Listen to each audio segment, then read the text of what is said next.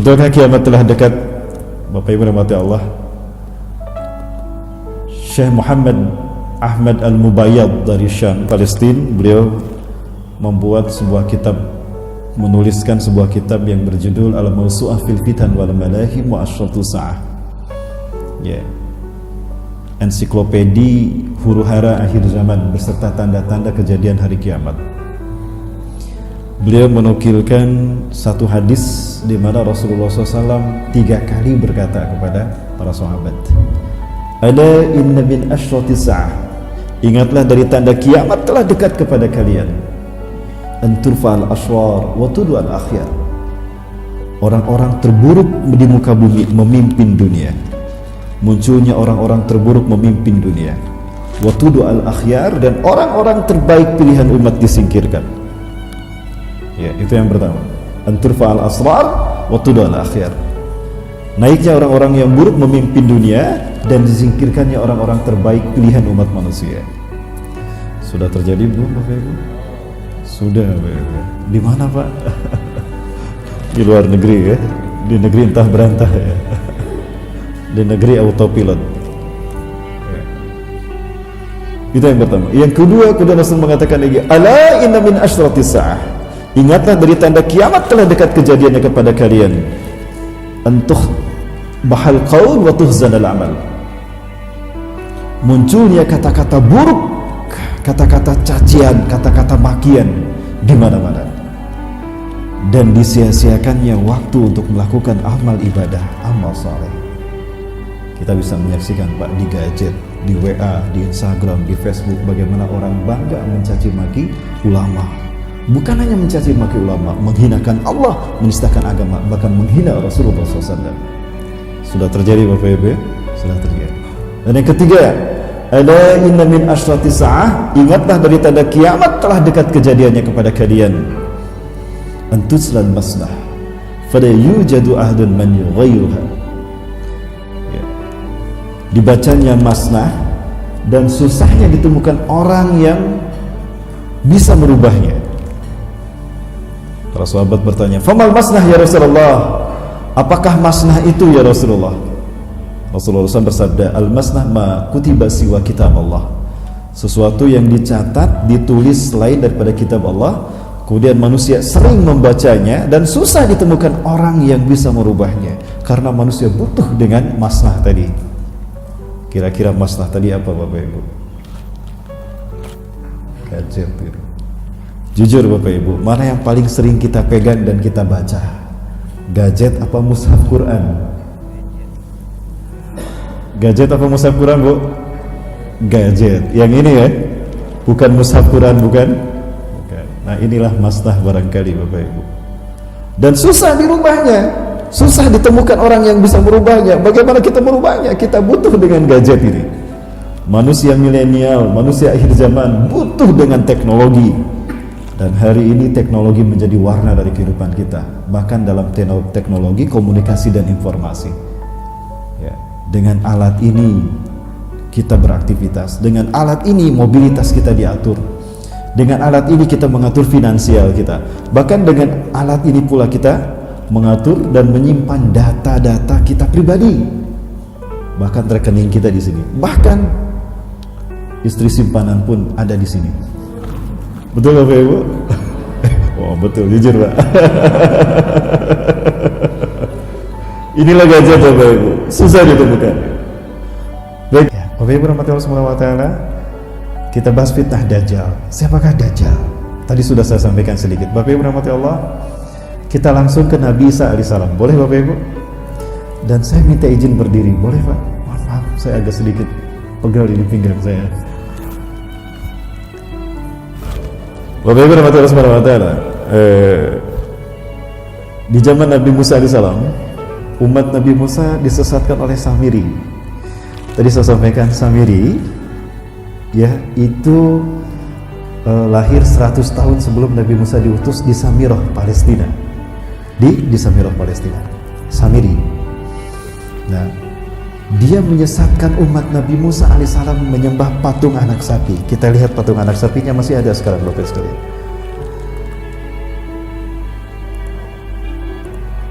Ini perjalanan kami yang terakhir Bapak Ibu di tahun 2020 kemarin. Kami sampai ke Mesir juga. Bapak Ibu saya perlihatkan, ini contoh patung anak sapi yang dimaksudkan.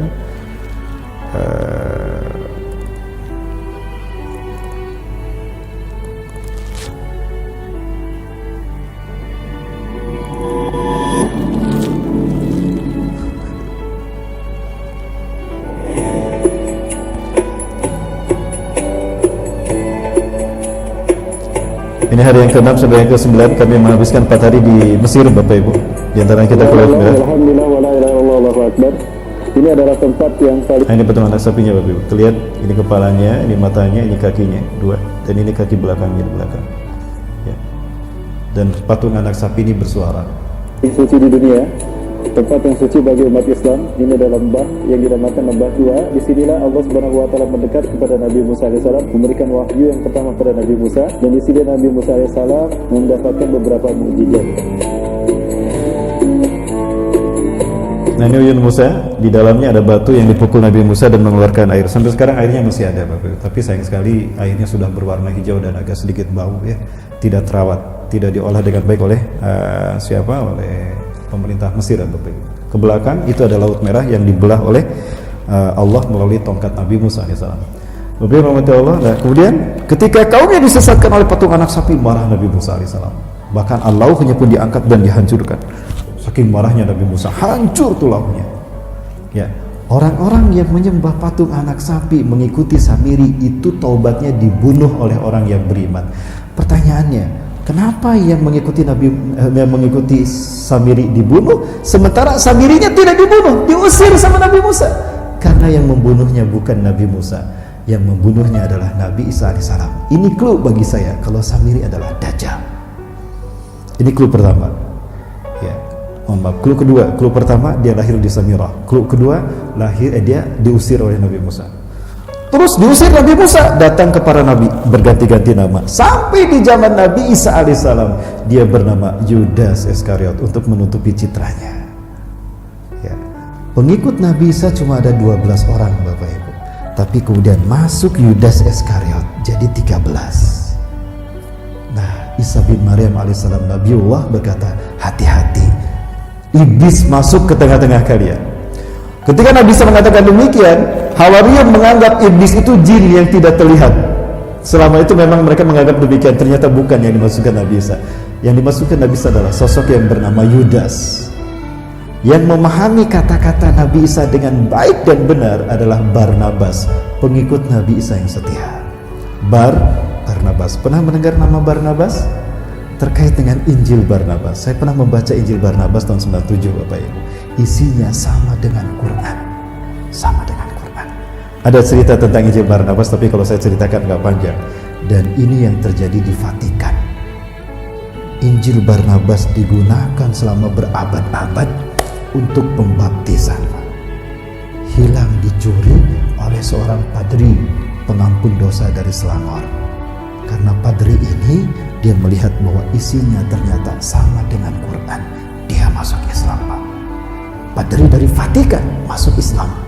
Begitu tahu kalau kitab yang selama ini dibungkus dengan kain putih, dia pegang ketika dibaptis, isinya sama dengan Quran, dia curi. Ketika akan ada acara pembaptisan, ribut di Vatikan. Kenapa? Kitabnya hilang. Ternyata kitabnya ada lagi, tapi lebih tipis. Si padri yang mencuri ini dia masuk lagi, dia ikut dibaptis. Aslinya saya curi, ini apa ini? Dan ini lebih tipis. Ternyata apa Bapak Ibu? Pelan diam-diam dia masuk ke perpustakaan itu dan mengambil kitab pembaptisan yang lebih tipis. Penasaran, yang asli ada di saya. Ini apa isinya?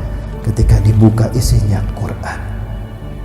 Injil Barnabas hilang dari Vatikan, diganti dengan Quran. Berarti mereka yakin Quran asli, kitab yang paling benar, satu-satunya kitab yang otentik hari ini. Baik Bapak Ibu, masih ada waktu? Saya minta lanjut sampai jam 7 lebih seperempat, boleh Bapak Ibu? Atau sampai setengah 8 boleh? Karena ada teman-teman kami dari Mulia Berbagi Indonesia Bapak Ibu. Kita akan membahas fitnah yang terakhir sekarang, fitnah Dajjal. Sekarang sudah ramai dibicarakan fitnah Dajjal, dan orang-orang Yahudi sedang euforia menyambut kedatangan Dajjal. Kenapa demikian Bapak Ibu? Ini ketika kami berada di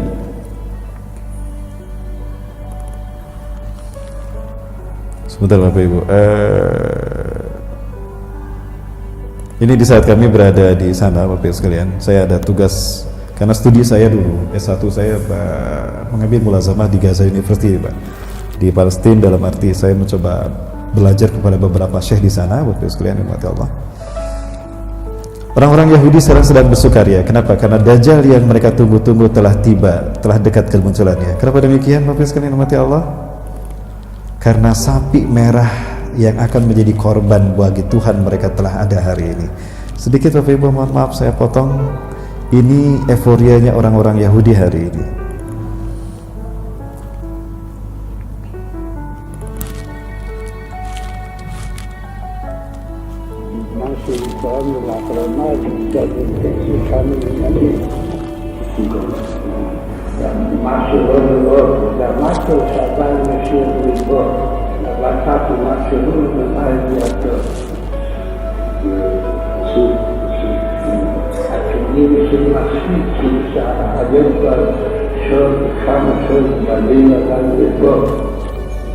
Yang barusan tadi adalah percakapan antara Rabi tertinggi Yahudi dengan Benyamin Netanyahu yang sekarang kembali menjadi Perdana Menteri yang ketiga, periode yang ketiga.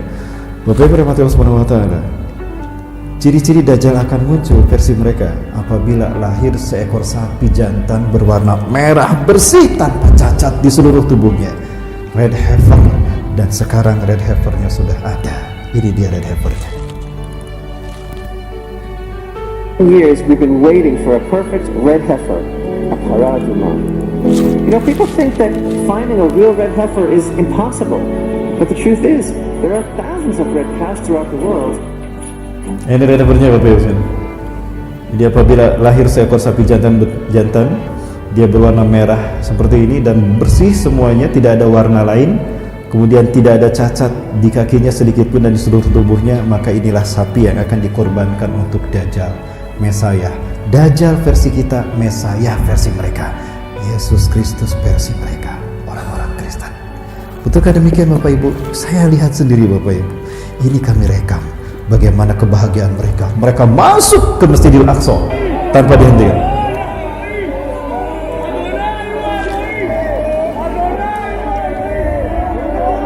Para pemuda-pemuda Yahudi mereka memasuki Masjidil Aqsa tidak terbendung Bapak Ibu. Kami umat Islam tidak bisa memasukinya. Ustaz, mohon maaf, tidak bisa masuk Ustaz. Mereka Yahudi masuk ke dalamnya.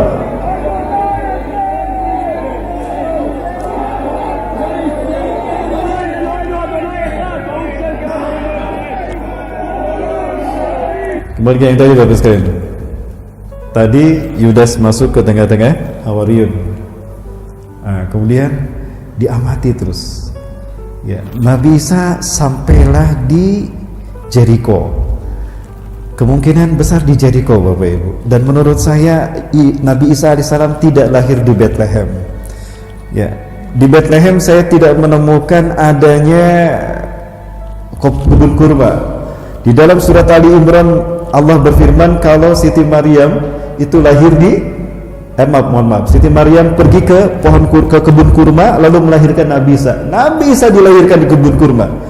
Bapak Ibu, di Bethlehem saya tidak menemukan pohon kurma. Justru pohon kurma ada di Jericho. Ini Jericho Bapak Ibu. Airnya pun masih utuh, masih ada airnya, dan ini tempat yang sakral. Kemungkinan besar di sini Allah mengangkat Nabi Isa alaihissalam. Nabi Isa diangkat ke langit. Di Bethlehem saya tidak menemukan pohon kurma. 2 kali saya ke sana Bapak Ibu. Maka saya yakin Nabi Isa tidak dilahirkan di Bethlehem, tapi di Ariha. Orang Yahudi menyebutnya Jericho. Di sini banyak pohon kurma. Kurma terbaik di Syam, kurma majun. Ini destinasi kami ketika kami datang ke Jericho. Kita makan siang di sini biasanya. Ada Havana Temptation yang sebelah sana, dan ini nama hotelnya. Para pelancong seluruh dunia mereka semuanya pasti ke sini karena di sini adalah tempat yang bersejarah Bapak Ibu. Tempat ini saya sorot, ini tidak boleh didirikan bangunan karena kemungkinan disinilah Isa alaihissalam diangkat ke langit. Bagaimana Nabi Isa diangkat ke langit? Begini Bapak Ibu. falamma ahassa Isa bin Maryam kufran minhum, ketika Isa bin Maryam merasakan akan ada kekafiran dan kemaksiatan yang mereka lakukan kepada Nabi Isa, Allah memberitahu Nabi Isa bahwa Allah akan mengangkat Nabi Isa ke langit. Maka Nabi Isa bersabda, Man ansari ilallah, siapa yang akan menolong aku untuk mendakwahkan agama Allah ini? Qala al-hawariyuna nahnu ansarullah. Hawariyun berkata, kami penolong-penolong agama Allah, kami akan terus menjaga agamamu wahai Isa bin Maryam. Baik, aku pegang kata-kata kalian. Kelak di antara kalian, ini digaris bawahi oleh Barnabas, kelak di antara kalian ada orang yang berkhianat kepadaku dan dia akan menggantikan tempat kedudukanku. Para Hawariyun tidak faham dengan baik. Yang faham menurut saya ada dua. Yang pertama Barnabas, kedua Zarnab bin Bar'ala. Bapak Ibu, ada satu riwayat ternyata baru ditemukan belakangan ini, ternyata Zarnab bin Bar'ala masih hidup sampai sekarang. Betulkah demikian? Waktunya panjang kalau saya bahas Zarnab bin Bar'ala, Bapak Ibu. Kembali ke? Ya, masih banyak waktunya Bapak Ibu. Lanjut. Baik, Bapak Ibu, kalau di antara kalian ada orang yang berkhianat kepadaku dan dia akan menggantikan tempat kedudukanku. Maka tiba-tiba datang seorang dari pengikut Nabi Isa. Wailun lana, celaka kita. Intabih anta ya Nabi Allah, Anda sembunyi segera. Kenapa? Ada apa? Sembunyi kalian semua. Sesungguhnya Herodes Raja Romawi yang menguasai Palestina, mereka datang akan menangkap kita. Mereka akan menangkap Anda wahai Nabi Allah. Sembunyilah Anda. Dan mereka membawa salib besar untuk menyalib Anda wahai Tuanku. Baik, kita akan berpisah sekarang.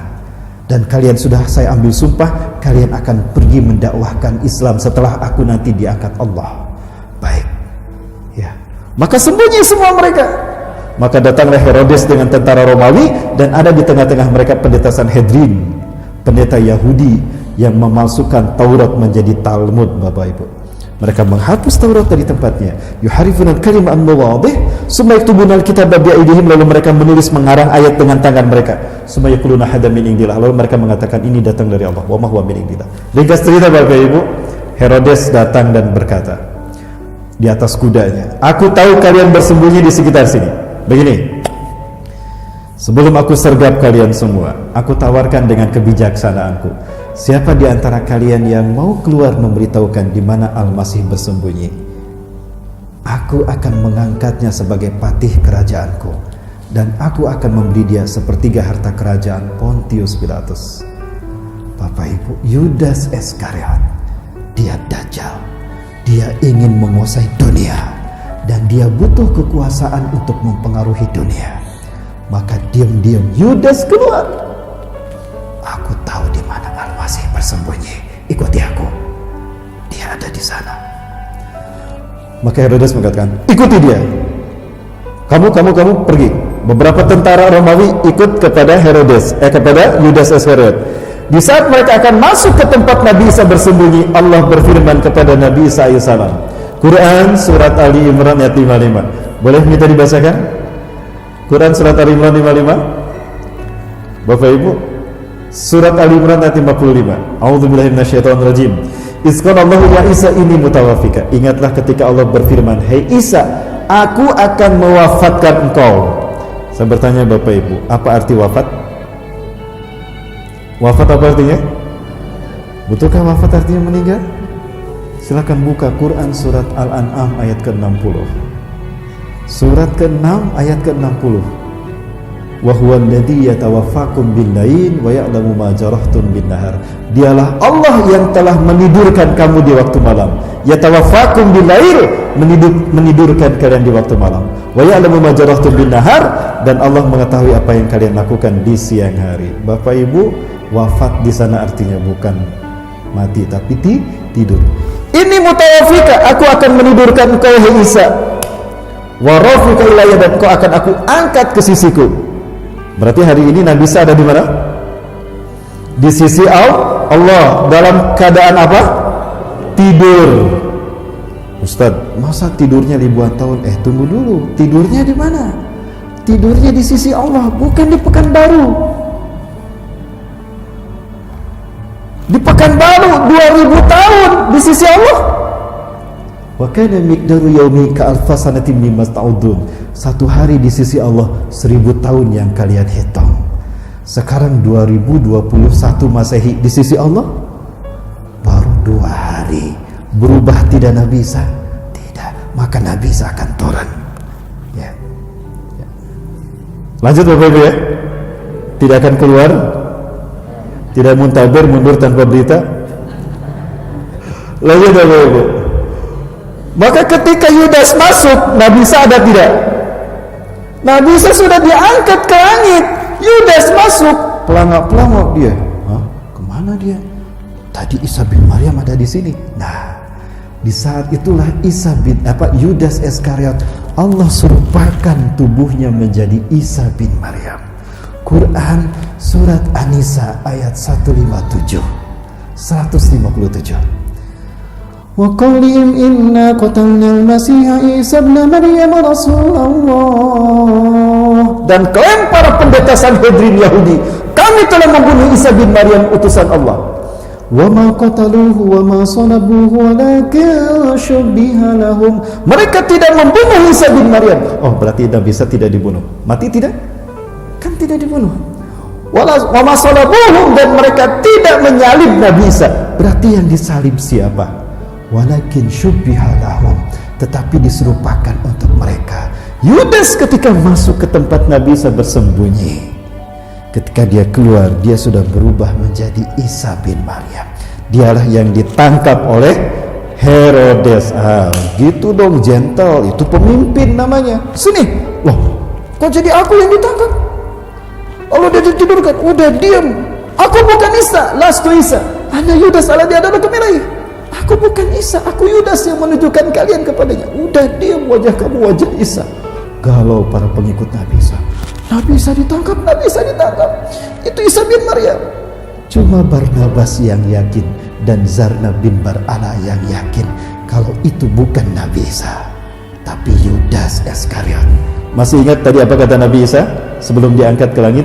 Kelak di antara kalian ada orang yang berkhianat kepadaku. Berkhianat memberitahukan di mana Nabi Isa bersembunyi, dan dia menggantikan tempat kedudukanku di mana? Di tiang salib. Ini dalam petikan Injil Barnabas perayaan Paskah yang saya baca, ternyata itu yang mereka maksud. Maka diarak ke bukit Golgota, Bapak Ibu. Diarak ke bukit Golgota. Herodes memegang pedang di tangan kanannya, Old Testament di tangan kirinya. Itu pedang ditusuk-tusukan ke tubuh Yudas yang disangka Nabi Isa. Banyak darah tercucur, diambil darah diminum. Orang-orang Kristen meyakini apabila ada bagian dari tubuh Isa bin Maryam mereka minum, bagian tubuh Yesus mereka makan, mereka ambil dalam tubuh kita, dalam tubuh mereka, mereka tidak akan pernah disentuh api neraka. Darah itu diminum. Ekaristi Holy Water, rukun meminum air suci. Banyak tusukan pedang tadi, dagingnya terkelupas, diambil dimakan. Ekaristi Gusti Kudus, rukun memakan tubuh Tuhan. Selesai kebaktian, pendeta memegang nampan, ada roti-roti kecil dibagikan. Haleluya, keluar. Betul Bapak Ibu? Seperti itu. Ada sesuatu yang menarik tentang Dajjal yang dikatakan Rasulullah SAW terkait peristiwa ini. Innahu lam takun fitnatun munzu zara Allahu dzurriyyata Adam ila qiyamis sa'a azamu min fitnatid Dajjal. Sesungguhnya tidak ada fitnah sejak Allah melahirkan anak cucu Adam ke muka bumi sampai hari kiamat lebih besar dari fitnah Dajjal. Walam yab'atsallahu nabiyyan illa hazara ummatu anhu. Dan tidak seorang nabi pun diutus melainkan memperingatkan kaumnya, hati-hati dengan fitnah Dajjal. Hari ini aku akan katakan kepada kalian sesuatu yang belum pernah dikatakan oleh para nabi dan rasul. Bapak Ibu, ada satu perkara terkait Dajjal cuma Rasulullah yang tahu, para nabi dan rasul tidak menyampaikannya. Kira-kira apa? Innahu a'war wallahu laysa bi'awar. Sesungguhnya Dajjal pecak mata kanannya, bukan buta, pecak. Dan Allah tidak pecak. Kenapa cuma Rasulullah yang tahu, Bapak Ibu sekalian? Karena peristiwanya terjadi ketika Isa bin Maryam sudah diangkat ke langit. Maka siapa nabi berikutnya yang akan memberitahukan? Rasulullah. Salah satu dari tusukan pedang Herodes menusuk mata kanan Dajjal. Di saat itulah Dajjal kehilangan mata kanannya. Jadi Dajjal lahir tidak pecah, tidak bermata satu di sini, tidak Bapak Ibu. Ketika Dajjal lahir normal kedua matanya. Kapan dia kehilangan mata kanannya? Dalam peristiwa Paskah. Pada peristiwa Paskah, satu tusukan pedang menusuk mata kanan Yudas Iskariot. Makanya kalau Rasulullah SAW saja yang mengetahuinya. Kenapa Rasul mengatakan, aku akan mengatakan sesuatu yang tidak mereka katakan? Dia pecah mata kanannya karena peristiwa terjadi setelah Nabi Isa diangkat. Bapak Ibu rahmat Allah Subhanahu wa taala. Kemudian Dajjal ditangkap, diarak, dikubur. Barnabas akan membuktikan, akan aku gali kuburnya. Kalau dia masih hidup berarti dia Dajjal. Dibiarkan setelah 3 hari 3 malam. Selama 3 hari 3 malam dibiarkan. Di hari yang ketiga, di malam hari, tidak ada orang. Barnabas membawa seseorang. Mari kita gali kuburnya. Aku akan buktikan kalau dia masih hidup Dajjal. Kalau dia sudah mati berarti Yudas manusia biasa. Sebelum dia menggali kuburan itu, maka Allah kembalikan wajah Yudas dari wajah Isa kepada wajah Yudas. Perubahan wajah tadi mengakibatkan ada cahaya terpancar dari tubuhnya, Pak. Mengakibatkan darah itu tertimpa ke kain kafan. Maka di kain kafan itu ada sketsa wajah Isa bin Maryam. Itulah kenapa gereja seluruh dunia menambarkan wajah Nabi Isa yang sama, Yesus Kristus yang sama. Betul? Seluruh dunia. Dari kain kafan itu. Kain kafannya masih ada, Pak. Ada di Italia sekarang, ada di Turin. Cuma sekali saya pernah melihat kain kafan itu. Bapak Ibu rahmati Allah. Sedikit lagi Bapak Ibu boleh? Ringkas cerita Bapak Ibu sekalian. Sampai mana tadi? Kain kafan. Digali sama Barnabas, ternyata apa yang terjadi? Masih hidup Bapak Ibu. Digali, dia dibawa ke dia, diselamatkan, diobati bertahun-tahun. Bertahun-tahun Bapak Ibu diobati. Dan ketika Barnabas bekerja, Yudas datang. Hei Barnabas, lihatlah aku. Akulah Isa bin Maryam, ikuti aku. Benar kamu Dajjal, bukan Isa bin Maryam. Pergi kamu. Kenapa Barnabas tidak membunuhnya? Karena nanti yang membunuhnya adalah Isa bin Maryam. Di mana Nabi Isa akan membunuhnya Bapak Ibu sekalian? Di masjid bermenara putih di Aleppo Bapak Ibu. Ini masjidnya Bapak Ibu sekalian. Saya belum pernah sampai ke sini Bapak Ibu karena perang berkecamuk. Kami tidak bisa masuk ke Aleppo. Aleppo adalah bagian yang terparah dari pembantaian muslim di Suriah Bapak Ibu. 2011 sampai 2000 sampai sekarang Bapak Ibu sekalian. Nah, ini masjid yang nanti akan dimasuki oleh Nabi oleh Nabi SAW ketika akan turun nanti. Ini masjidnya Bapak Ibu. Cuma masjid ini yang punya menara putih. Ya. Posisinya ada di sini. Ini Turki dan ini Aleppo, perbatasan dengan Suriah. Di sini akan terjadi perang Armageddon Bapak Ibu. Rasulullah menyebutkan mereka Bani Rum akan turun di Amak dan Dabik. Amak ini di sini, Dabik di sini, Halab, Aleppo. Di sini Nabi Ibrahim pernah tinggal. Dan ini masjidnya Bapak Ibu. Ini masjidnya. Waqad uqimatis shalah. Salat sudah dikumandangkan qomatnya. Wa imamukum minkum, imamnya dari kalangan kalian. Wa huwa yusawwu sufufakum, dan imamnya sedang meluruskan safnya. Luruskan, rapatkan. Falamma yusawwu sufufakum, tatkala imamnya sedang meluruskan safnya, saf salat, fanazala Isa bin Maryam indan manaratil bayda, maka turunlah Isa bin Maryam di sisi menara putih. Ini menara Isa bin Maryam Bapak. Dari masjid yang tadi, masjidnya ini. Nah, ini masjidnya Bapak Ibu. Ada di Aleppo, Halab di sini. Dan ini masjidnya dan ini menara putihnya. Nabi Isa turun. Maka Imam Mahdi mengatakan, "Tali Nabi Allah sallallahu. Kembali Nabi Allah salat, imam kami salat." Imam Mahdi mundur. Ketika Imam Mahdi mundur, didorong sama Nabi SAW. "La taqaddam hadi uqimat lak." Anda ke depan. Salat ini dikumandangkan untuk Anda. Allahu Akbar. Nabi Isa salat di belakang Imam Mahdi.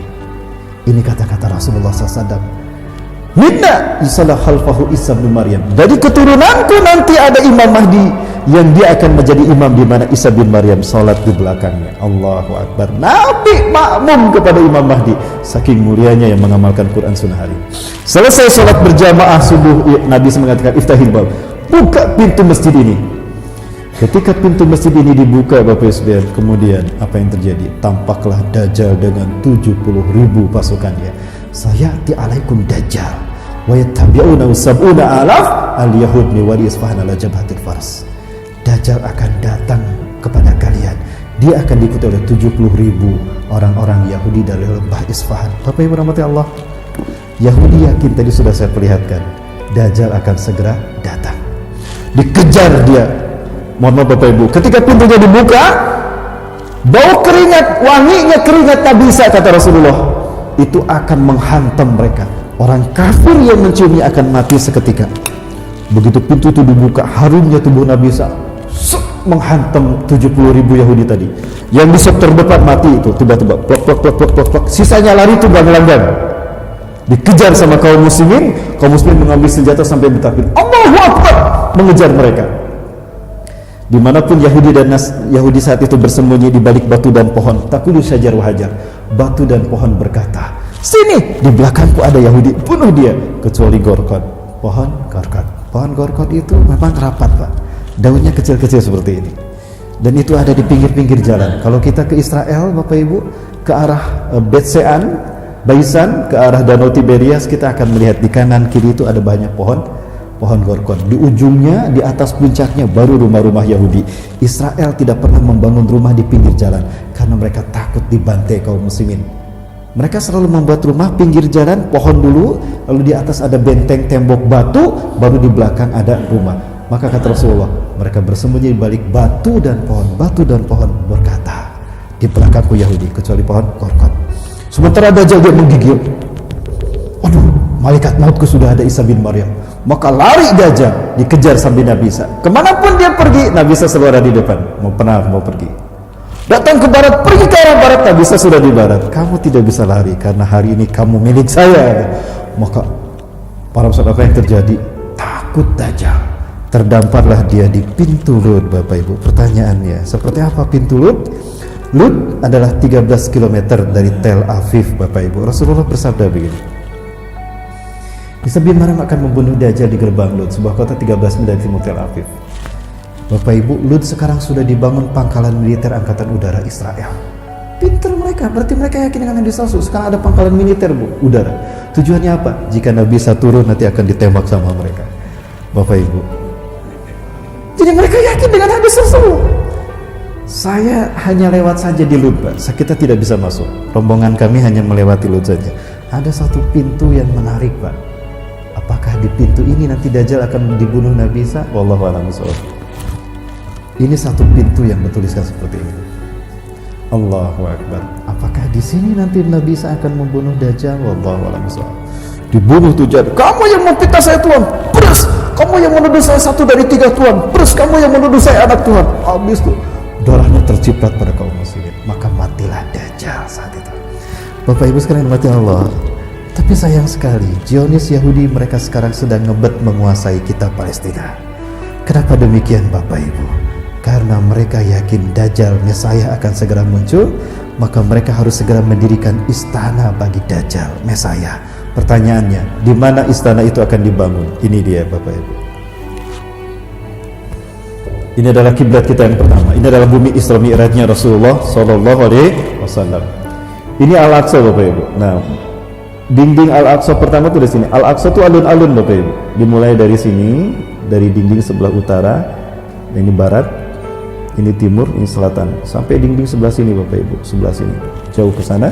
Di dalamnya ada Dome of the Rock dan ada Masjid Qibli. Ini Al-Aqsa. Kita sholat mau di Masjid Qibli, ini Masjid Qibli, mau di Masjid Dome of the Rock atau di lantai sini, pahalanya sampai 500 kali lebih baik. Bapak Ibu yang Allah Subhanahu wa taala. Dari sini ini pintu masuk Rasulullah ketika Isra Mi'raj, Babul Maghribah. Ini dinding yang tersisa dari istana Nabi Daud bin Sulaiman. Orang-orang Yahudi menjadikannya wailing wall, dinding ratapan. Nah, Rasulullah masuk lewat pintu ini. Bapak Ibu, di sini tertutup oleh dinding ini, mereka melakukan ekskavasi. Tidak kurang dari 300 terowongan mereka buat. Tujuannya apa? Untuk menghancurkan ini. Ini mereka sudah menggali terowongannya. Saya perlihatkan ini Bapak Ibu sekalian untuk membuktikan inilah fitnah akhir zaman. Dan umat Islam terkecoh dengan isu-isu politik dunia, dibikin sibuk dengan urusan dunia, urusan dalam negeri, kita tidak sadar apa yang mereka lakukan. Ini yang mereka lakukan Bapak Ibu. Tidak kurang dari 300 terowongan sedang berada di bawah Masjidil Aqsa. Tujuannya apa? Apabila ada gempa 6 skala Richter saja, ambruk Masjidil Aqsa. Lalu mereka segera dirikan Haikal Sulaiman, Solomon Temple. Untuk siapa? Untuk Dajjal.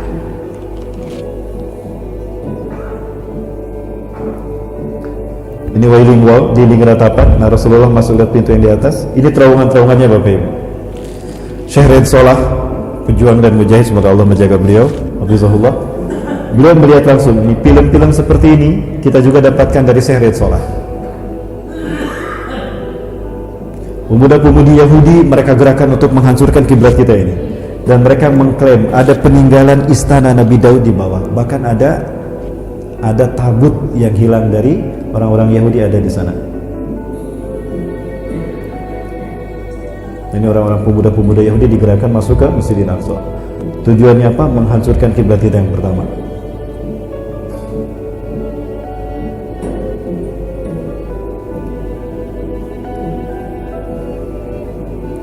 Bapak Ibu rahmati Allah, dan inilah istana yang akan mereka bangun untuk Dajjal menggantikan kiblat kita yang pertama ini. Ketika Masjidil Aqsa hancur, maka dengan segera mereka akan menggantinya dengan Haikal Solomon. Inilah istana Dajjal yang akan mereka siapkan. Ini kesepakatan Amerika dan Yahudi, Israel untuk membangunnya. Dan jika ini sudah bangkit, sudah terjadi, sudah terbentuk, Bapak sudah didirikan, maka kita umat Islam kalah dan Israel Yahudi menang. Iblis dan Dajjal menang. Tidak, demi Allah. Umat Islam Indonesia diundang ke Palestina. Bahkan Dr. Muhammad Nasir diundang ke Palestina. Ini Imam Masjidil Aqsa, Mufti Yerusalem, Syekh Amin Al-Husaini. Dan ini Mursyid Am Ikhwanul Muslimin dari Mesir, Dr. Hasan Al-Hudaybi. Ini Muhammad Nasir, Dr. Muhammad Nasir. Bapak Ibu, Palestina meyakini suatu saat nanti kami akan merdeka. Dan kami yakin dari semua negara yang Allah pilih untuk memimpin kebangkitan Islam, tinggal kalian Indonesia yang belum Allah pilih untuk memimpin kebangkitan Islam. Maka saya yakin Bapak Ibu, yang akan memerdekakan Palestina adalah kita Indonesia. Apakah ada dalil-dalil yang menunjukkan Indonesia? Tidak ada memang. Tapi lihat ada hadis ini Bapak Ibu. Di dalam hadis ini Rasulullah menyinggung tentang merah putih. Saya tidak mengatakan ini Indonesia, maka ada tanda tanya di sini. Ya, dari Sauban, Anahu sami Rasulullah sama Yakul, dia mendengar Rasulullah bersabda, "Inna Rabbi zawaliyal ardo." Sesungguhnya Allah Tuhanku akan melipatkan bumi ini untukku. Di hadapan Rasulullah bumi ini dilipat, dibentangkan. Hatta ra'aitu masariqaha wa maghriba, sehingga aku melihat kekayaan terbentang dari timur ke barat. Wa a'tani al-kanzain, dan Allah berikan kepadaku dua pusaka, al-ahmar wal abyad, pusaka merah dan pusaka putih. Sekali lagi Bapak Ibu, Rasulullah menyebutkan pusaka merah, pusaka putih. Wa anna ummati, dan sungguh umatku sayablugu mulkuha mazawaliha minha. Umatku akan kembali menguasai dunia dari timur hingga ke barat. Rasulullah menyebutkan pusaka merah putih dan kebangkitan Islam. Setelah sholat subuh, kami sholat subuh di sini Bapak Ibu. Saya tanyakan pada Syekh Ali Yaqub Al-Abasi, ya beliau masih ingat saya ketika seminar 2012, kami ditugaskan mendampingi beliau di Jakarta dan di Bandung. Saya tanyakan pada beliau arti hadis merah putih tadi, apakah ada hubungan dengan Indonesia? Begitu pula Dr. Yusuf Abu Sunainah, kami sholat asar di imamnya beliau, dan 2016 beliau menjadi imam sholat kita. Dr. Abu Bakar Al-Awabidah, beliau menjadi imam sholat tarawih. Bapak Ibu, mereka mengatakan hal yang sama. Apa kata-kata mereka? Ala kulli biladin alladina yaqbaluna al-islam madinahum, antum ya Indonesia lam yahtakumullah bi izhari hadatin, lam yatarakumullah bi izhari hadatin. Dari semua negara yang menerima Islam sebagai agamanya, tinggal kalian Indonesia yang belum Allah pilih untuk memimpin kebangkitan Islam. Maka persiapkan yang terbaik oleh kalian Indonesia. Kalianlah yang akan memerdekakan kami dari Yahudi. Kalianlah yang akan mengembalikan Al-Quds ke tangan kami. Allahu Akbar. Terbayang tidak Bapak Ibu, pertarungan antara hak dan batil yang dulu dimulai Nabi Adam dan diperjuangkan oleh Nabi dan Rasul Allah, hari ini ada di pundak kita Indonesia. Mereka yakini kita yang akan membebaskan Palestina. Siap membebaskan Palestina? Siap membebaskan Masjidil Aqsa? Siap berkorban dengan jiwa dan harta demi kemerdekaan Palestina? Bapak Ibu, Rasulullah SAW terakhir mengatakan, sebaik-baik manusia terbaik imannya di akhir zaman. Inna min khairi ahlul ardi yawma idin. Sebaik-baik manusia di akhir zaman nanti imannya yang paling hebat imannya, alladzina yuhajiruna ila biladi hijrati Ibrahim, adalah mereka yang hijrah ke bumi hijrahnya para nabi dan rasul Ibrahim, Palestina. Mereka berjuang di sana dengan harta dan darah mereka. Merekalah yang akan masuk surga tanpa hisab, diusap wajahnya oleh Nabi Isa. Kamu ahli surga, kamu ahli surga. Allahu Akbar. Dan itu peluang kita Indonesia. Allahu Akbar.